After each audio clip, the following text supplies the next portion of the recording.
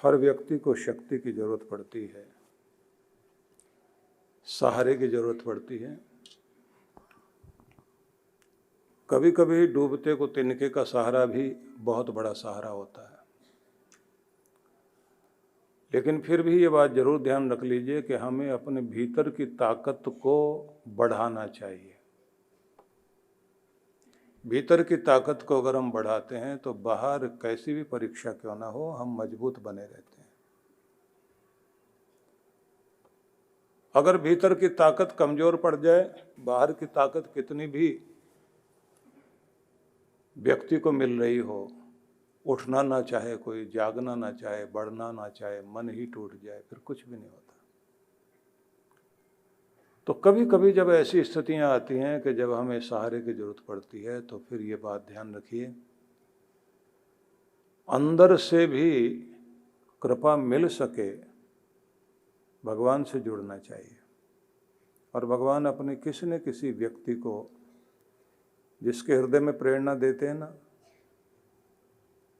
तो उसको भेजते हैं। फिर कहते हैं ना, भगवान शिव पार्वती से कहते हैं कि मैं निराकार शक्ति हूं, मेरा आकार नहीं है,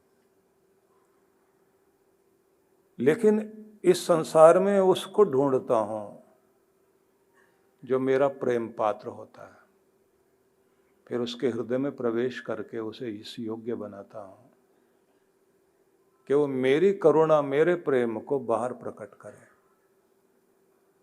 तो कभी कभी जब मैं सहायता करता हूं दुनिया में, तो एक तो सबसे बड़ा माध्यम बनाता हूं सद्गुरु को, और दूसरा माध्यम बनाता हूं उस प्यारे भक्त को जिसके अंदर बहुत करुणा और प्रेम होता है।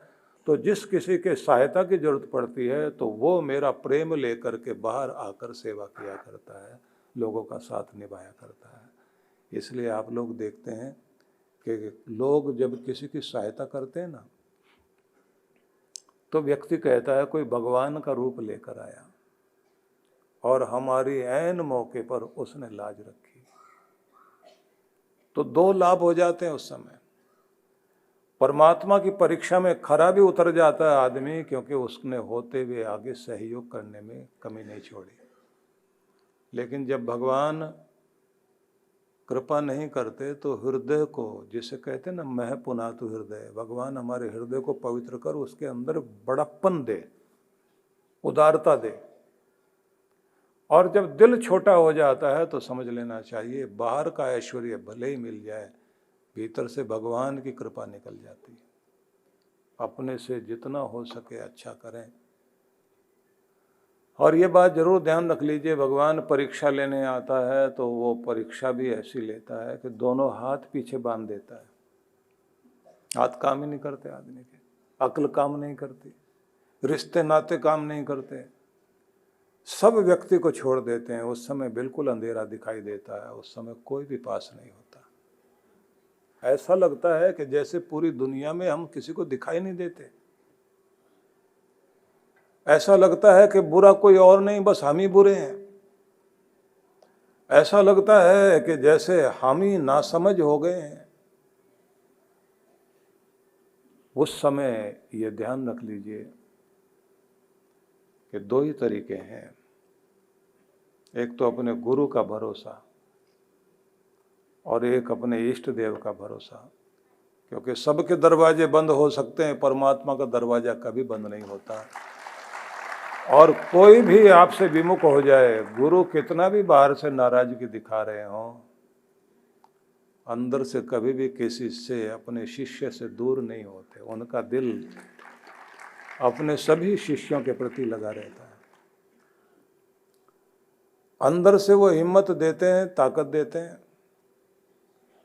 लेकिन फिर भी इस बात का ध्यान रखो कि भगवान रूठ जाए तो भाग्य रूठता है। भाग्य रूठे तो फिर बिगड़ी बनाने वाला कोई नहीं, केवल गुरु का दरबार। और जब गुरु भी रूठ जाए, फिर समझना चाहिए चारों तरफ अंधेरा है। तो गुरु भी ठीक रहे, ये प्रार्थना भी भगवान से करनी चाहिए। भगवान कहते हैं अर्जुन से कि कोई कितना भी पापी से पापी भी हो, अगर मेरी शरण में आ गया और मेरा हो गया, तो जैसे उसके मन का कांटा बदलता है तो उसकी जिंदगी का कांटा भी बदल जाता है। भीतर से बदल जाए तो बाहर की दुनिया भी बदल जाती है।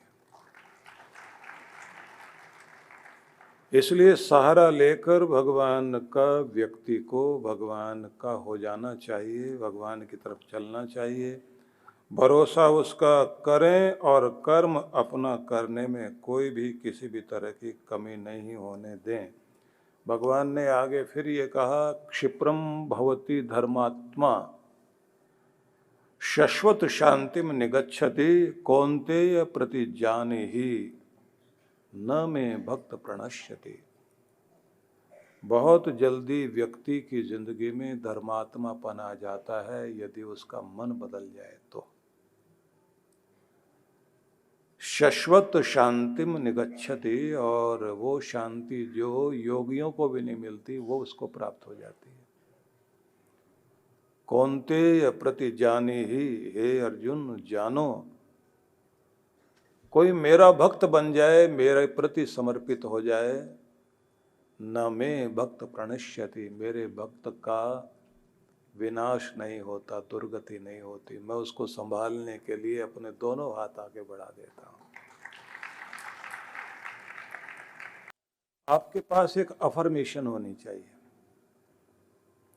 जिसको आप दोहराएं हर दिन, और दोहराते हुए आप स्वयं से कह सकें, अहम इंद्रो न पराजित्य, मैं एक सशक्त आत्मा हूँ, सामर्थ्यशाली आत्मा हूँ, न पराजिज्ञ, हारने के लिए नहीं बना हूँ, जीतने के लिए बना हूँ। अहम इंद्रो न पराजित्य, अहम इंद्रो न पराजित्य। जब आप इस शब्द को दोहराते हैं तो आपके भीतर की वो शक्ति जागृत होती है। इसलिए दोहराओ उन शब्दों को जो आपको ताकत दें, और प्रार्थना करो उन शब्दों से जो आपके अंतर में जागृत होकर के तरंगें भगवान तक जाएं। और उसका तरीका भी सुन लीजिए। रात्रि में सोने से पहले विजुलाइज कीजिए कि आप जिंदगी में चाहते क्या हो। एक पूरी कहानी बनाओ अपने कि मुझे ये चाहिए। जो चाहिए उसकी कहानी बनाने का भी तरीका समझ लीजिए।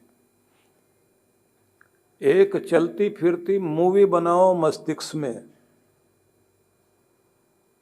और उसे जीवन में घटता हुआ अनुभव करिए जैसे वो सब कुछ हो गया हो, और फिर उसे भगवान को सौंपिए।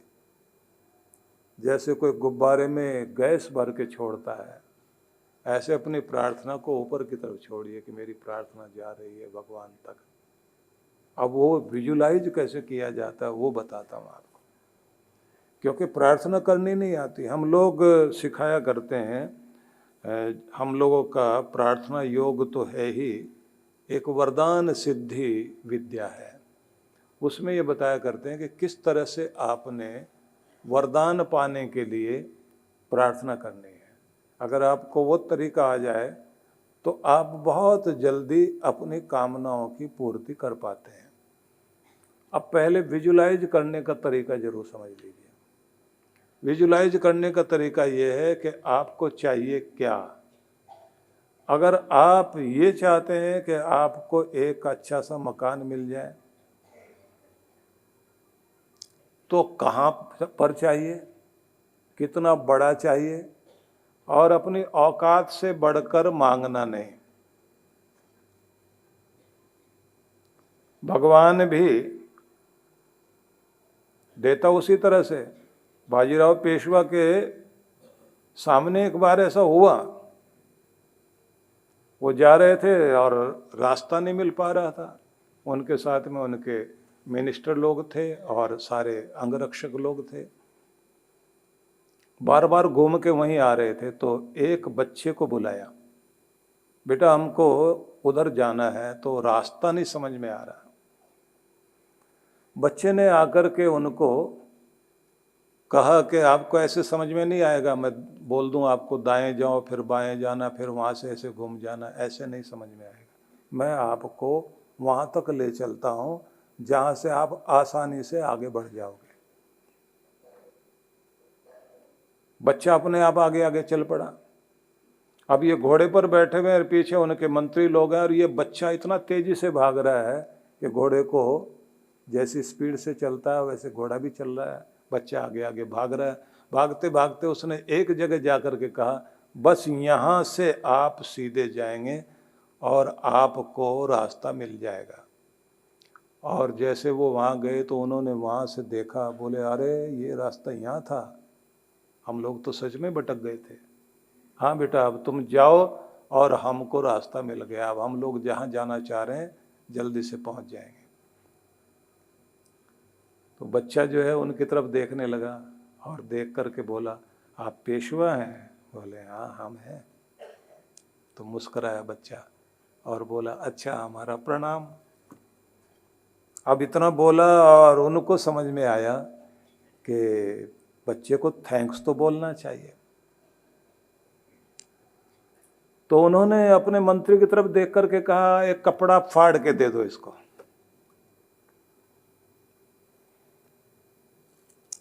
कपड़ा फाड़ के दे दो। उसने कहा कि कल देते हैं, आज नहीं। बच्चे का नाम पता नोट कर लिया गया और बुला के बच्चे से कहा कि ये जगह पर हम लोग होंगे और तुम वहाँ पहुँच जाना। अगले दिन बच्चा वो जहाँ दरबार लगा हुआ था वहाँ पहुँच गया। मंत्री जी उसको मिले और मिल करके उसको बाहर की तरफ भेज दिया। इधर पेशवा ने देखा कि वो लड़का खड़ा है, तो पूछते मंत्री से, वो कपड़ा फाड़ के दिया? तो उसने कहा कि हाँ दे दिया।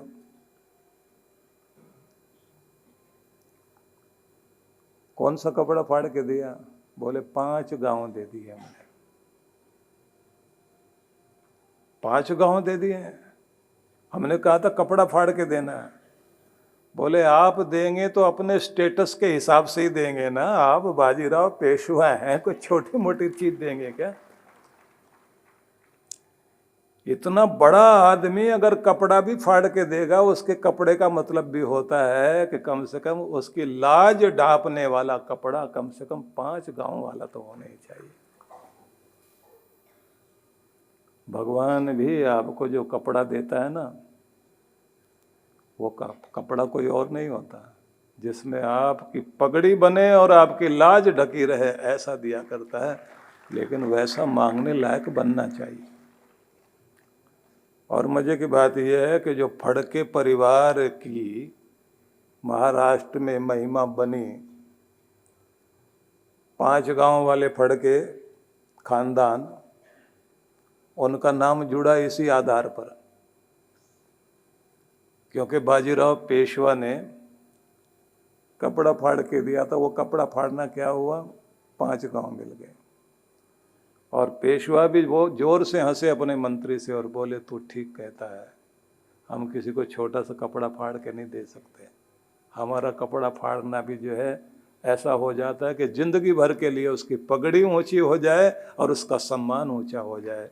इसलिए ये बात ध्यान रखिए, आपको भगवान का कार्य करना आना चाहिए,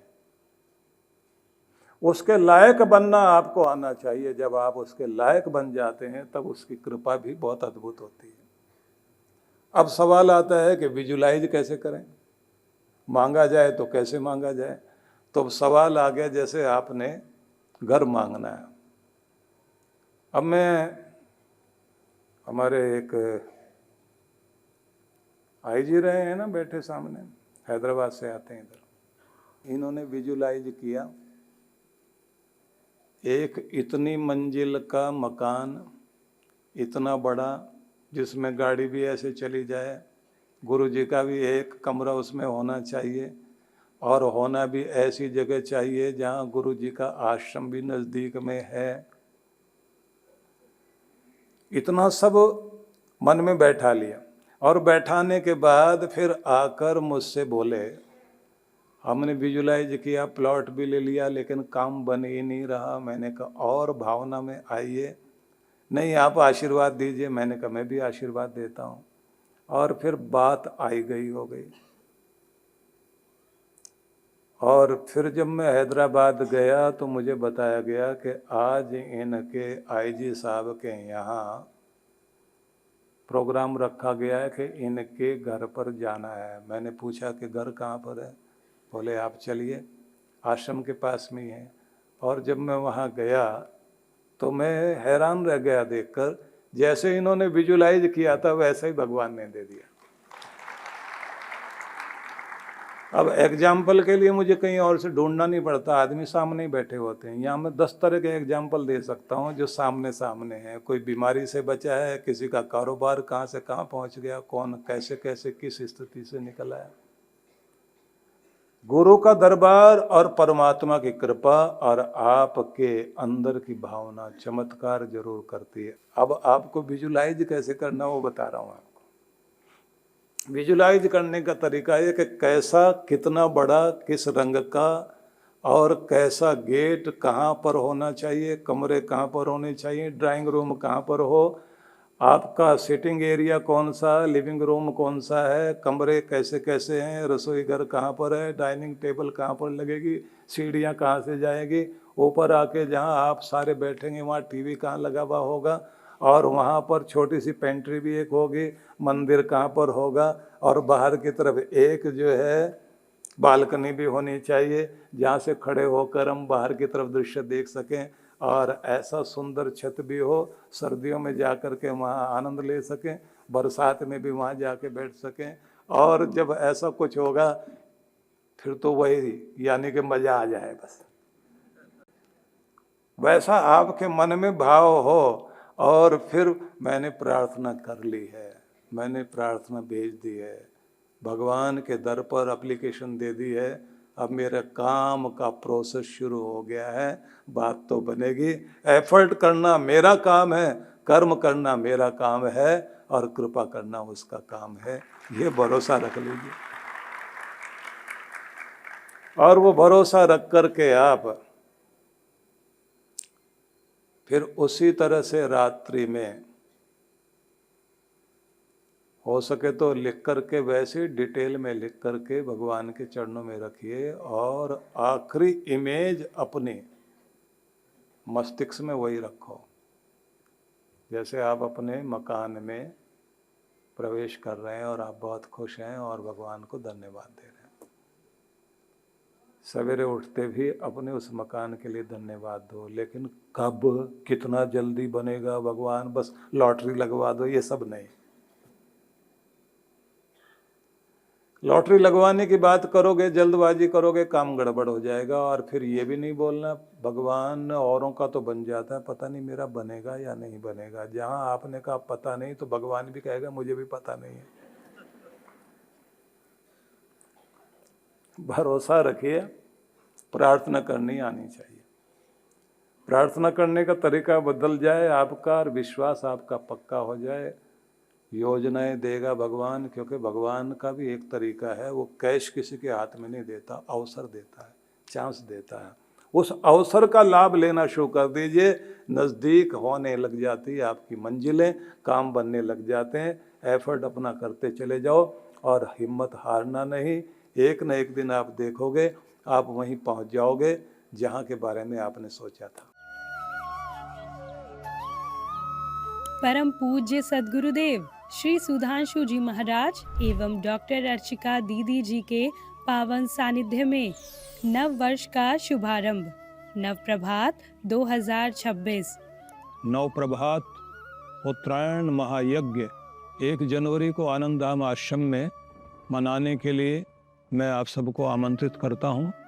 और सभी लोग इस अंतर्राष्ट्रीय नव वर्ष में नए संकल्पों के साथ स्वयं के जीवन को ऊंचा उठाने के लिए और एक शुभ यात्रा हमारे जीवन की हो सके, नव यात्रा हो सके, इसके लिए आप सब अवश्य पधारें।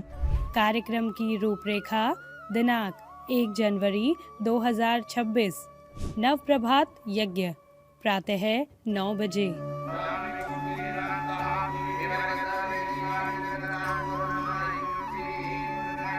शोभा यात्रा प्रातः 10 बजे।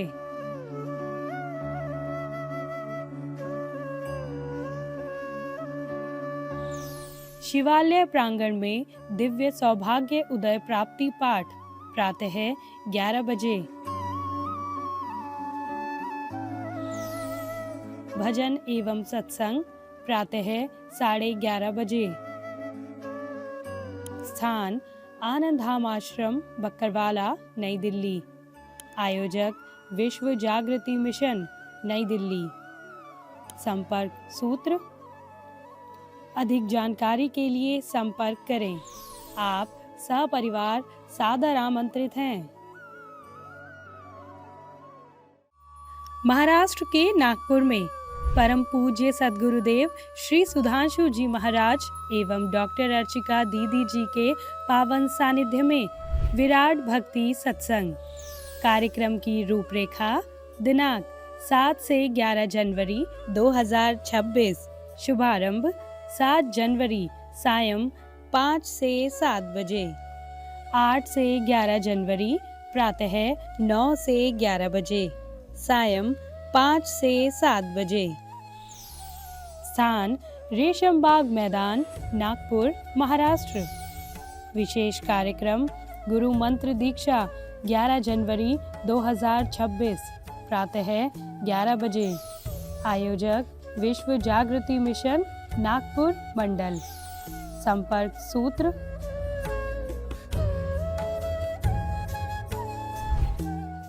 आप सपरिवार सादर आमंत्रित हैं।